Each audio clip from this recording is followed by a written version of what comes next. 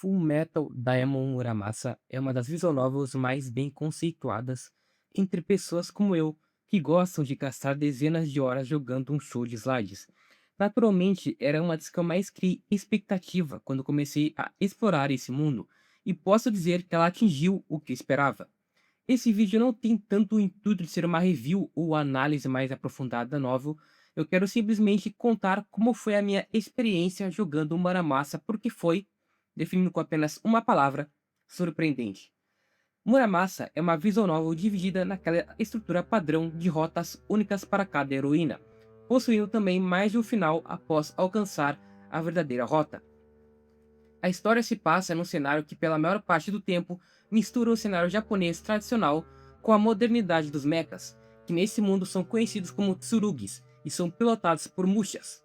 Minato Kageyaki, o protagonista, é o musha que pilota a Muramasa, uma tsurugi que tem como condição para ser usada a lei do equilíbrio. Quando Kageyaki mata alguém considerado maligno, precisa matar um ser bondoso, ou ao menos alguém que ele tenha apego. Não é uma história de heróis. O personagem principal mata quem for preciso para acabar com o mal do mundo e chegar no seu objetivo final: matar Ginsengo, Tsurugi pilotado por sua irmã.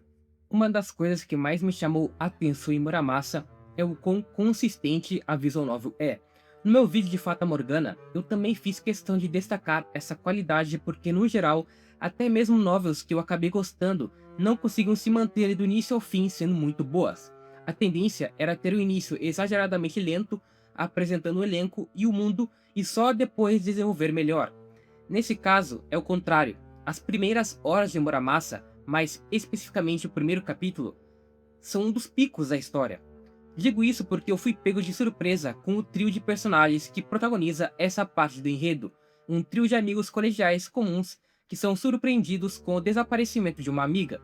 Eu já sabia um pouco sobre Muramasa por ser muito famoso, conhecia boa parte dos personagens, ao menos por aparência, mas esses três personagens eu simplesmente nunca tinha visto. Em pouco tempo, o autor conseguiu fazer com que eu me importasse genuinamente com esse ocorrido.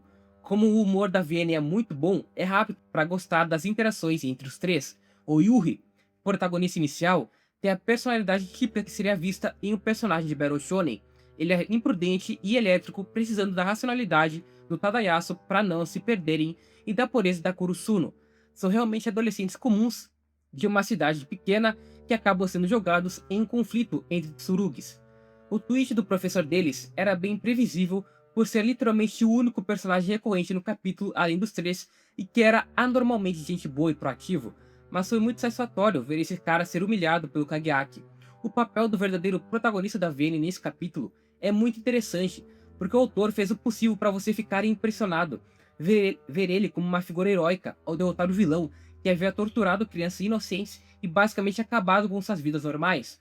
O autor usa a violência extrema, não só aqui, mas durante a maior parte da visual novel, para enganar quem está lendo, enganar seus sentimentos para que você seja pego nas armadilhas morais feitas para desenvolver os principais temas de Muramasa: justiça, vingança, bem e mal.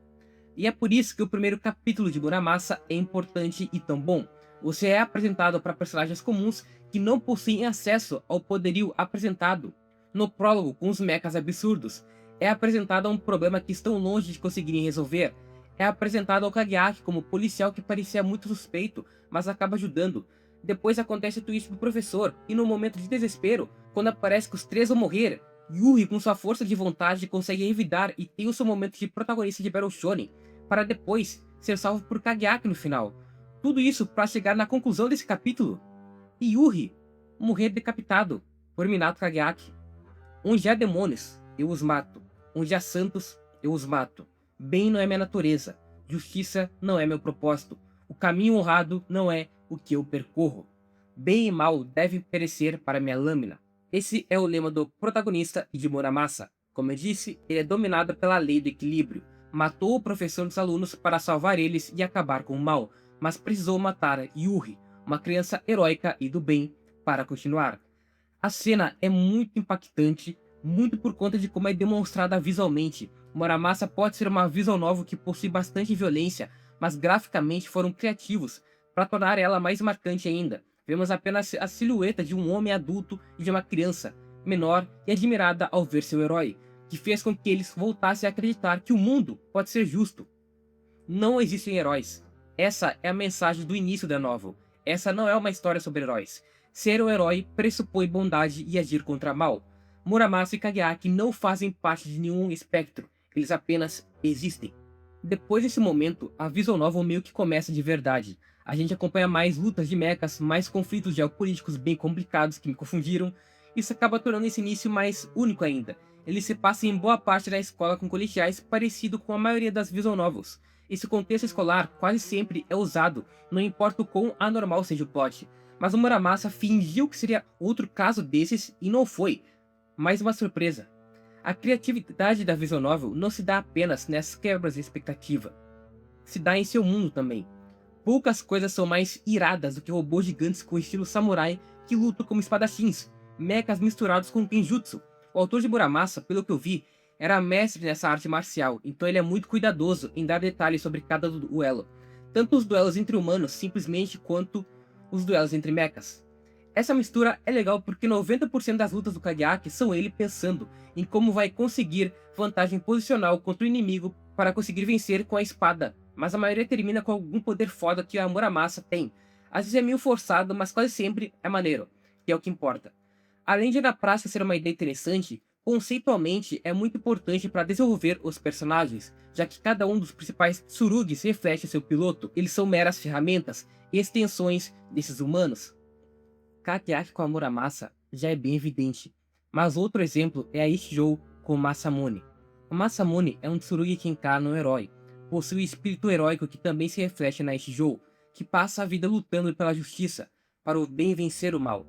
Falando na Ishijou, como eu disse antes, cada rota é focada em uma heroína diferente, que obviamente tem alguma relação romântica com o protagonista, porque a maioria das visual novels é assim.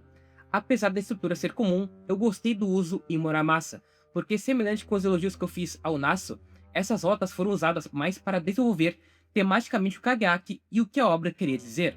A primeira rota que eu fiz foi a Nemesis, da Kanai. Seja ela ou a rota do herói da Shijou, qualquer uma que você fizer primeiro vai ser a mais longa. Sobre a Kanai, ela é uma personagem curiosa desde a primeira aparição, quando encontra Yuri. Naquele momento, o autor fez questão de destacar que o personagem sentia algo estranho dela, como se fosse amado pela moça sendo que nunca a havia encontrado. Isso é um detalhe que inicialmente parece só esquisito e feito para combinar com a normalidade de uma personagem como ela naquele lugar, se dizendo ser uma médium. Mas muito depois, a recompensa por ter estabelecido isso antes chega como justificativa para o arco de vingança de Kanai contra Kageaki. Eu amei o desenvolvimento da relação dos dois, porque ela tem uma personalidade provocativa com o personagem principal, ao mesmo tempo que nunca escondeu o seu gosto por matar. Então sempre foi uma personagem dúbia e que não dava para saber se era confiável. A natural proximidade com o protagonista também era estranha, até culminar no seu plano para emboscar ele. O Kageaki é apresentado como herói. Logo, na conclusão do primeiro capítulo, vemos que ele não é um. Depois, conforme ele executa a lei do equilíbrio, ele pode ser visto como alguém que segue à risca os fins justificam os meios, matando pessoas do bem apenas para conseguir combater o mal e salvar sua irmã. Mas a principal conclusão que a rota Nemesis quer que você encontre é que ele é simplesmente mal mesmo. Eu entendi essa rota como uma aceitação do personagem principal sobre quem ele é de fato. Isso fica muito evidente em 3 segmentos: na luta com Sorimachi, no flashback contando a história de sua família e na luta contra Kanai no fim. O Sorimachi é um personagem que só aparece na história para fuder com a vida do Kageaki. Ele é uma pedra no sapato com a personalidade mais irritante e atitudes mais filhas da puta possíveis para atrair o protagonista. Essa luta foi a primeira vez que a gente viu o Kageaki muito irritado e realmente com vontade de matar alguém. Antes era apenas para conseguir encontrar cada ovo do Kiseigo e chegar mais próximo de enfrentá-lo. Agora era simplesmente por odiar uma pessoa. Eu tenho fé no meu mal. Kageaki diz essa frase durante um de seus momentos internos na luta contra Sorimachi. Aqui ele não estava justificando a tentativa de matar outra pessoa para fazer justiça. Ele queria simplesmente matar. E matar é um ato maligno por natureza, assim tendo que ter fé nesse mal. No seu passado, vimos que Kageaki passou boa parte de sua vida cuidando de Hikaru, sua irmã, por estar doente e ter crises durante a noite. Ele amava sua irmã e sua mãe, e é por isso que ele precisou recorrer a Muramasa, para salvar sua mãe de bandidos que estavam acabando com a cidade e para depois salvar sua irmã, que havia repentinamente mudado e saído com Giseigo, mas é matando o líder dos bandidos que ameaçava a vida de quem amava que ele pagou as consequências e precisou matar sua própria mãe. Aqui, Kageaki de fato agiu para acabar com o mal e salvar alguém do bem, além de salvar aquela vila que há tempos era importunada por pessoas ruins, mas ainda matou, e mais do que isso, matou por raiva, por ódio. Essa é a semelhança com a outra luta. Mesmo que não tenha sido inteiramente motivado por ódio, esse ódio naturalmente fez parte do ato de matar. Por último, a parte que definitivamente faz o personagem aceitar quem é, a luta contra Kanai. Nesse momento da história, eles tinham literal acabado de transar e do nada ele encontra o mesmo mecha que havia visto matar seu pai antes e não sabia por quem era pilotado.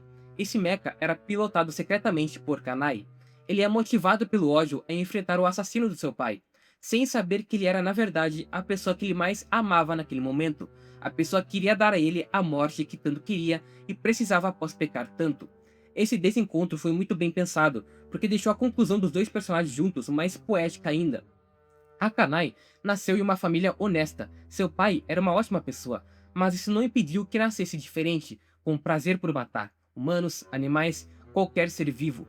Por esse motivo, ela cresceu tendo dificuldades de se aproximar das pessoas. Era alguém difícil de confiar porque poderia se descontrolar, como vimos em alguns momentos no presente da Vienne, quando foi salvar sua irmã junto com Kageaki, e quando também matou Shiko. Tudo isso encaminhou seu caminho de vingança contra Kageaki pacientemente, mas a genialidade no romance dos dois se dá por ambos se completarem das formas mais inusitadas possíveis. Kanai não conseguiu matar com ódio completo Kageaki, porque ele agradeceu a personagem, agradeceu a sua existência por ser quem é. Pela primeira vez, alguém estava aceitando Kanai, mesmo sendo tão diferente dos outros. Kageaki valorizou tanto Kanai por sua necessidade de pagar pelo que fez.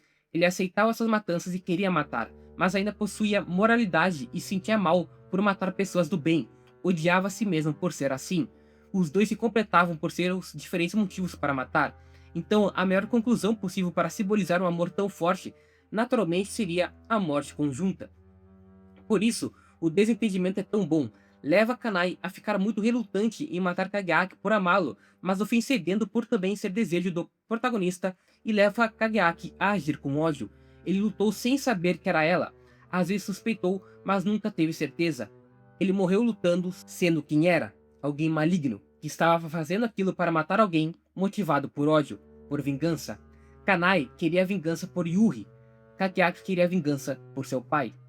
Essa rota teve uma das melhores histórias de vingança que eu já vi em mídia no geral. Normalmente, ou vai pro lado de vingança Edge, pique Kaifuku, ou vai pro lado de redenção, como com Sasuke e Itachi. Já em Muramasa, ambos os personagens de fato acabaram conseguindo concluir suas vinganças, mas no fim o sentimento que ficou foi de amor, não só de ódio completo. A vingança acabou sendo o núcleo do romance desses dois personagens de um jeito especial.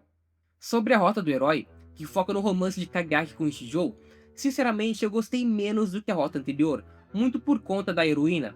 Nesse caso, literalmente heroína, uma das poucas personagens de Muramasa que não é maligna ou filha da puta ou muito esquisita de um jeito ruim. Até por isso, ela possui uma aparência mais jovem. Ela representa uma visão infantil e simplista sobre o mundo. Existe o bem e existe o mal. O bem precisa acabar com o mal e isso é justiça.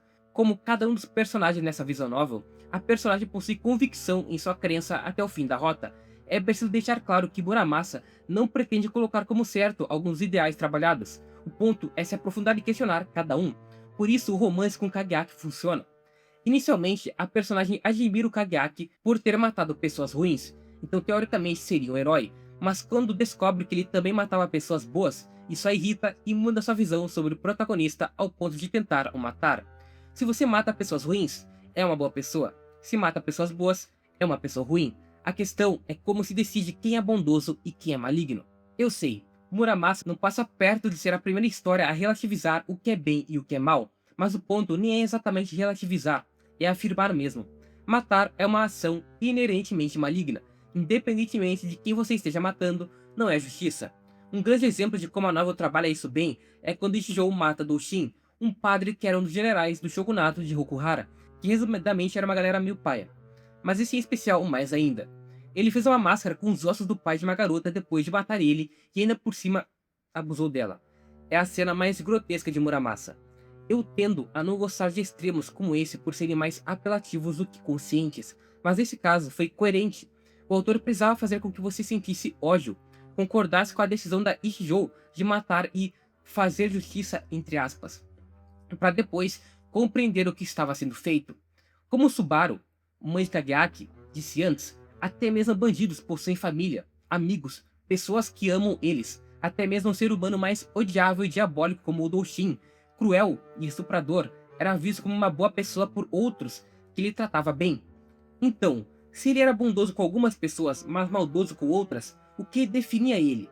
E mais do que isso, por que este jogo seria capaz o suficiente para julgar isso, sendo uma humana e não Deus? O ponto da rota do herói não é simplesmente relativizar bem e mal e ficar nessa de depender da perspectiva.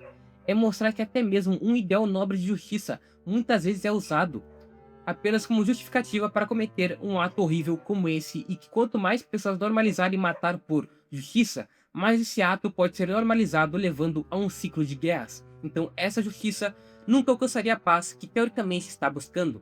A novel mostra isso com Yoshikyo, que servia ao Doshin e era tratado bem por ele. Logo culpou Kageaki e Shijou por sua morte, mesmo que tenha sido apenas consequências desse ciclo de violência. Especificamente, o momento do Yoshikyo é colocado de jeito estranho. No geral, os personagens secundários dessa rota não são tão bons quanto a anterior, mas eu ainda gosto de como Muramasa trabalha isso, porque o Kageaki contrapõe a Ichijou. Ele é que afirma que não há justiça em matar alguém, que se pode buscar desculpas, mas se a pessoa segue matando, há alguma maldade. Enquanto Ichijou tem Masamune, Tsurugi, que representa o heroísmo e a justiça. Kageaki possui Muramasa, que não representa nem heróis nem vilões, representa ambos, o equilíbrio. A partir dessa rota fica mais claro que Kageaki não gosta de matar, mas é o que precisa ser feito e ele vai até o fim crendo nisso, do mesmo jeito que Ichijou vai até o fim na sua ideia de bem e mal, mesmo que seja considerada frívola. Ichijou vence Kageaki, o herói vence o vilão, mas sua jornada não termina. Na conclusão da rota, vemos que ela continua seguindo o caminho do seu ideal, com a sombra de Kageaki na sua mente. É menos conclusivo do que o final anterior, mas faz sentido com a ideia da rota. Anteriormente, o ponto era Kageaki aceitar quem é, aceitar sua maldade. Agora o ponto era acabar com a ideia de uma justiça bonita. Toda justiça que envolvesse morte era podre. Não importa o quanto alguém tentasse justificar, matar uma pessoa para salvar 1000 ainda era um assassinato. Não pode se medir justiça por quantidade ou qualidade das vidas, a partir do momento que cada uma pode ter um lado bom também. E tudo isso é importante porque é feito na terceira e última rota, da Muramasa. Como o próprio nome já diz, a rota verdadeira é a rota da Tsurugi de Kageaki, não apenas sobre ela, como esse mecha, também sobre ela como humana. Acho que eu esqueci de falar sobre isso antes no vídeo.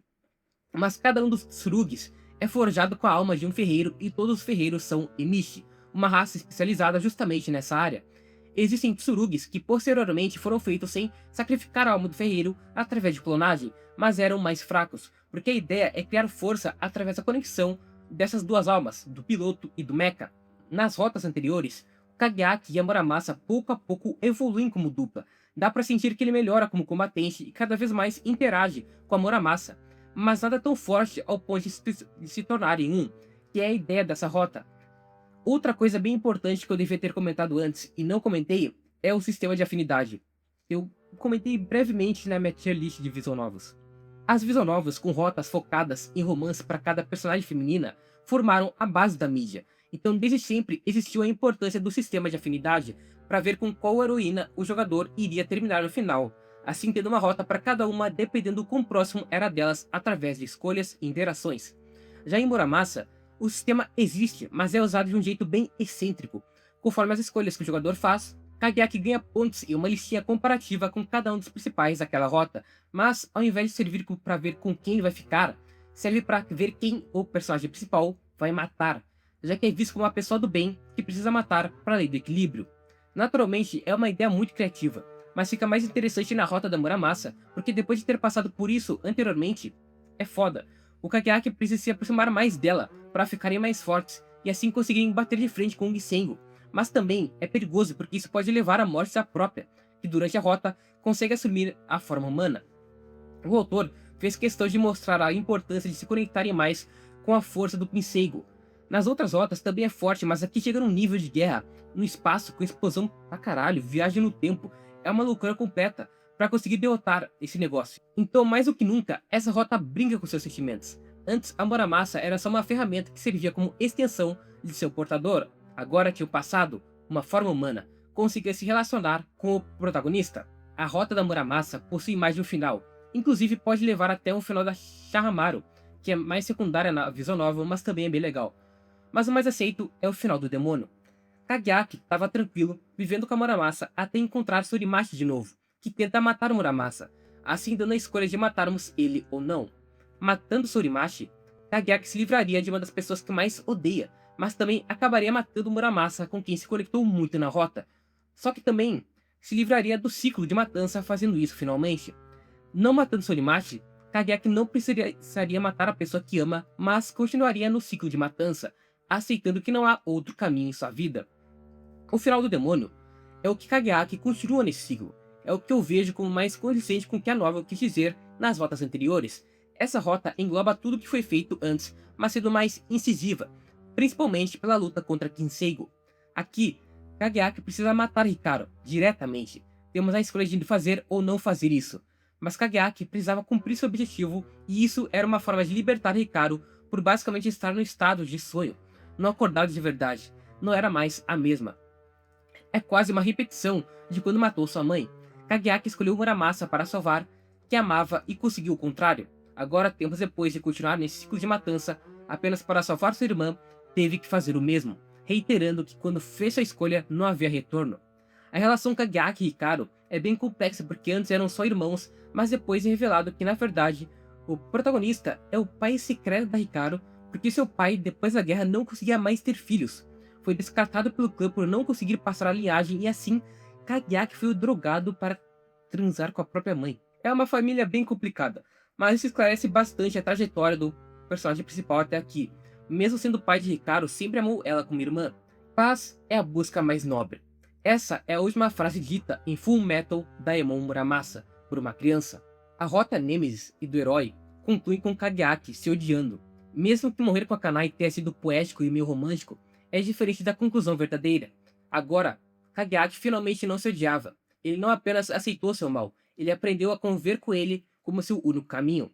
Kageaki continuou lutando junto a Muramasa para acabar com o mal, mesmo que abraçando o mal para fazer isso, até em algum momento alcançar a paz. A novel possui um lado pacifista. Um dos principais pontos é a condenação do ato de matar, independentemente da motivação.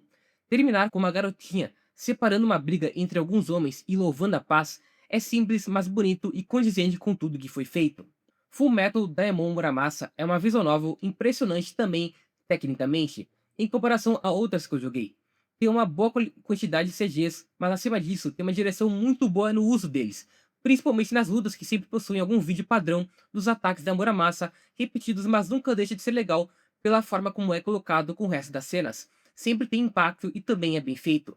Claro, o 3D dos mechas do jogo não são perfeitos e visualmente alguns deixam a desejar. Na verdade, os tsurugs mais genéricos dos soldados aleatórios são bem feios, mas o que importa é o Ginseego, a Muramasa e o Masamune serem fodas. O visual do Ginseego exala a delicadeza com o tom assassino das suas aparições, o visual da Muramasa com o vermelho forte em contraste com o azul do Masamune, simbolizando a disputa da violência com a justiça. Realmente não tenho nada significativo para reclamar de Muramasa. No mais, seriam só pequenos problemas pontuais ou coisas que eu não gostei tanto, que não afetam o todo da visual novel. Fullmetal Daemon Muramasa é uma experiência bem complicada. Como eu disse, existe não só muita violência física, mas também psicológica durante as rotas. A gente acompanha por muito tempo um protagonista que está mais próximo de ser o vilão do que o herói. Acompanhamos mais mortes de pessoas inocentes do que pessoas ruins. Mas foi tudo isso que fez a conclusão valer a pena.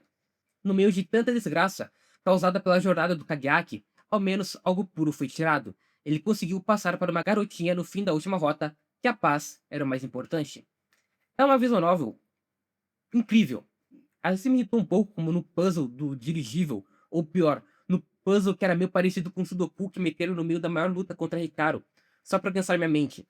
Mas ainda assim, vale muito a pena. É uma das melhores experiências que alguém pode ter com a mídia.